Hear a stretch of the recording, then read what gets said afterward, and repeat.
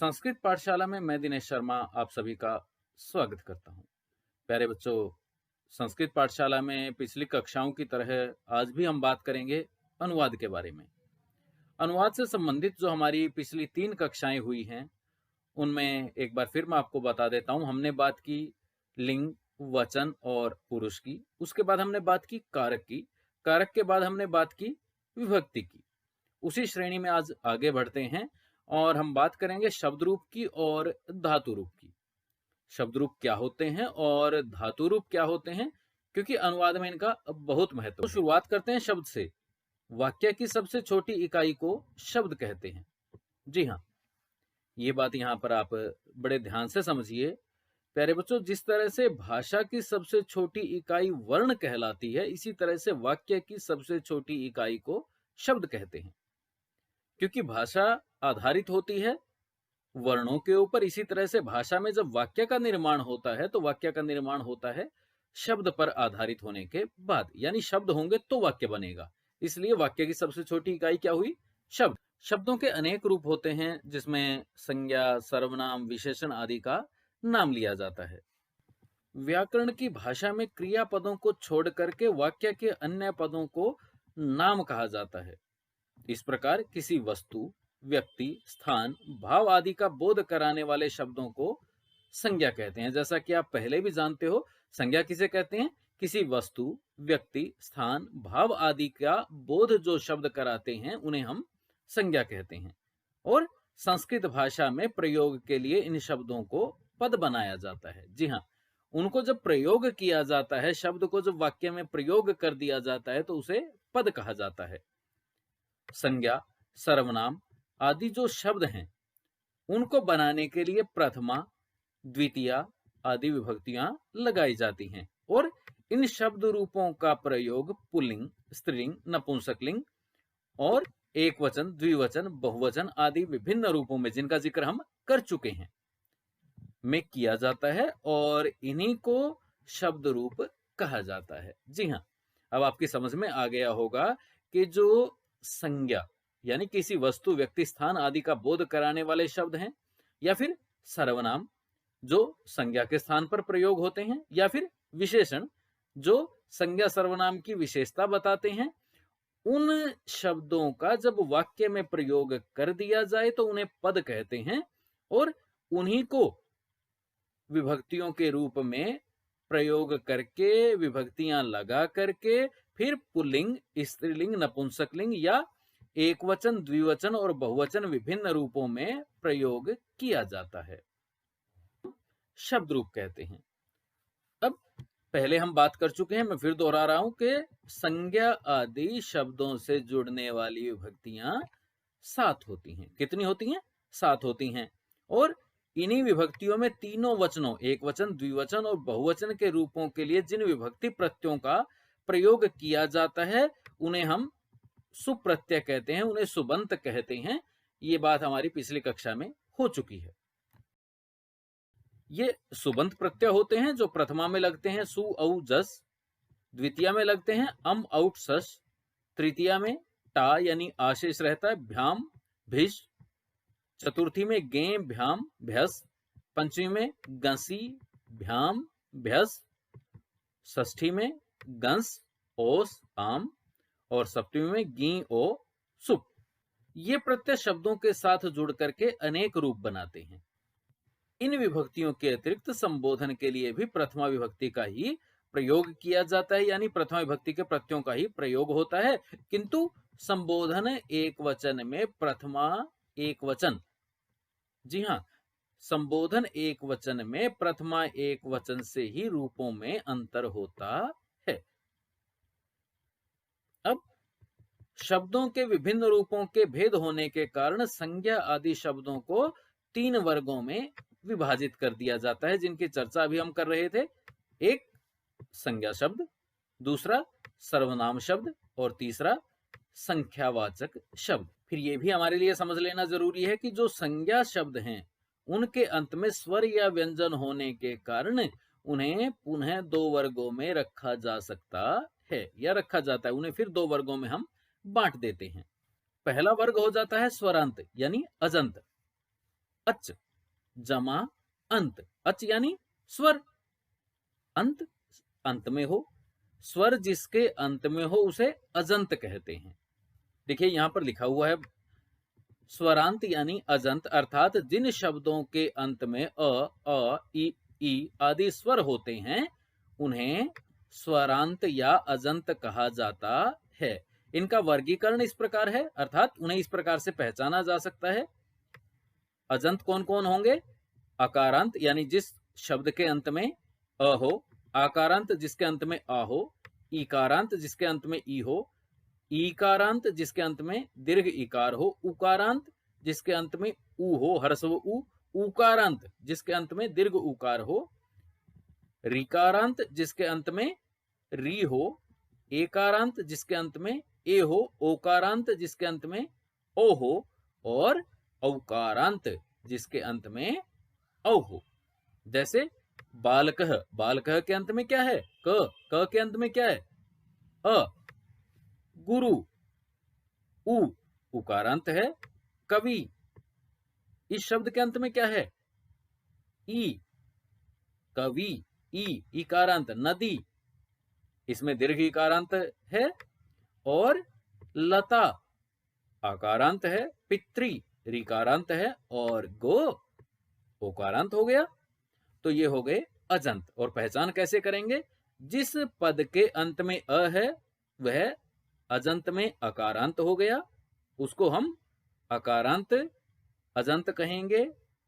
आ अंत में है तो आकारांत हो गया, ई अंत में है तो इकारांत हो गया, ई अंत में है तो इकारांत हो गया, उ अंत में है तो उकारांत, उ अंत में है तो उकारांत, और री अंत में है तो रिकारांत, ए अंत में है तो एकारांत, ओ अंत में है ओकारांत, और औ अंत में है तो औकारांत। जैसे बालक अकारांत, गुरु उकारांत, कवि इकारांत, नदी ईकारांत, लता आकारांत, पितृ ऋकारांत, और गो ओकारांत। अब बात करते हैं दूसरे प्रकार की, यानी दूसरी तरह के जो शब्द होते हैं व्यंजनांत, यानी जिन्हें हम संस्कृत में हलंत कहते हैं। हलंत यानी हल है जिसके अंत में। मैंने आपको पहले कक्षा में बताया भी था, हलंत यानी हल है जिसके अंत में। हल यानी व्यंजन, व्यंजन जिसके अंत में हो उसे हम हलंत कहते हैं। हल जमा अंत यानी व्यंजनांत, व्यंजन जिसके अंत में हो। जिन शब्दों के अंत में क, च, ट, त आदि व्यंजन होते हैं उन्हें व्यंजनांत कहा जाता है। जी हाँ, जिन शब्दों के अंत में क, च, ट, त आदि व्यंजन होते हैं, यानी हलंत जो होते हैं, जिनके अंत में हल हो अर्थात स्वर मिला हुआ न हो, ऐसे शब्दों को हलंत कहा जाता है। अंग, य, अण, य इन व्यंजनों को छोड़ करके प्राय सभी व्यंजनों से अंत में होने वाले शब्द पाए जाते हैं। इनमें भी च, ज, त, द, ध, न, श, श, स और ह। जी हाँ, इनमें भी च, ज, त, द, ध, न, श, स और ह व्यंजनों से अंत में होने वाले शब्द अधिकतर प्रयुक्त होते हैं, यानी प्रयोग होते हैं, पाए जाते हैं। और इनकी गणना किस तरह से होती है? चकारांत, जकारांत, तकारांत, दकारांत, धकारांत, नकारांत, पकारांत, भकारांत, रकारांत, वकारांत, शकारांत, शकारांत, सकारांत, हकारांत आदि के रूप में। जी हाँ, एक बार फिर देख लीजिए इनकी गिनती किस तरह से हम करेंगे। जिसके अंत में च चकारांत, ज जकारांत, त तकारांत, द अंत में है तो दकारांत, ध अंत में है धकारांत, न अंत में है नकारांत, और इसी तरह से भ, र, व, श, स, ह जिसके अंत में जो है उसके अंत में वही हम मान के चलते हैं। जैसे अभी आपको बताया च अंत में है तो चकारांत, यानी च उसके अंत में है, व अंत में है तो वकारांत, श अंत में है तो शकारांत, श अंत में है तो शकारांत, और स अंत में है तो सकारांत। जैसे जलमुच, भूभृत, श्रीमत, जगत, राजन, दिश, पयस आदि। तो ये उदाहरण हो जाते हैं जलमुच, भूभृत, श्रीमत, जगत, राजन, दिश, पयस आदि। उदाहरण के लिए एक अकारांत पुल्लिंग शब्द हम देख लेते हैं। अकारांत पुल्लिंग शब्द बालक, अकारांत स्त्रीलिंग शब्द बालिका, अकारांत नपुंसकलिंग फल और नकारांत पुल्लिंग शब्द राजन। इनके रूप एक बार आप देख लीजिए। जैसे अगर आप अकारांत पुल्लिंग को देखेंगे, प्रथमा में बालकः, बालकौ, बालकः, द्वितीया में बालकम, बालकौ, बालकान, तृतीया में बालकेन, बालकाभ्याम, बालकै, चतुर्थी में बालकाय, बालकाभ्याम, बालकेभ्यः, पंचमी में बालकात्, बालकाभ्याम, बालकेभ्यः, षष्ठी में बालकस्य, बालकयोः, बालकानां, सप्तमी में बालके, बालकयोः, बालकेषु। तो ये तो सप्तमी तक विभक्ति हो गई। और अगर संबोधन का प्रयोग आपको करना पड़ता है, क्योंकि हम उसको विभक्ति में नहीं मानते, नहीं गिनते, पर प्रथमा के अनुसार उसको लिखा जाता है, जैसे हे बालक, हे बालकौ, हे बालकः। इसी प्रकार से वृक्ष, अध्यापक, छात्र, नर, देव आदि जितने भी अकारांत पुल्लिंग शब्द हैं, उनको इसी प्रकार से लिखा जाता है, वो इसी प्रकार से बनते हैं। जी हाँ प्यारे बच्चों, ये बड़े ध्यान रखने वाली बात है कि अकारांत पुल्लिंग शब्द जिनके अंत में अ है, जो बालक की तरह हैं, वे सारे शब्द इसी तरह से लिखे जाते हैं, इसी तरह से बनते हैं। चाहे फिर उसमें बालक है, वृक्ष है, अध्यापक है, छात्र है, नर है, देव है, या कोई और अन्य शब्द भी बेशक हो, पर वो इसी तरह से तैयार होता है। अब इसी श्रेणी में आप देख लीजिए आकारांत शब्द बालिका। जैसे बालक था तो अकारांत था, बालिका आकारांत है और स्त्रीलिंग है। अगर बालिका होगा तो फिर कैसे बनेगा? प्रथमा में बालिका, बालिके, बालिकः, द्वितीया बालिकाम, बालिके, बालिकः, तृतीया बालिक्या, बालिकाभ्याम, बालिकाभिः, चतुर्थी बालिकायै, बालिकाभ्याम, बालिकाभ्यः, पंचमी बालिकायाः, बालिकाभ्याम, बालिकाभ्यः, षष्ठी बालिकायाः, बालिकयोः, बालिकानां, सप्तमी बालिकायाम, बालिकयोः, बालिकासु।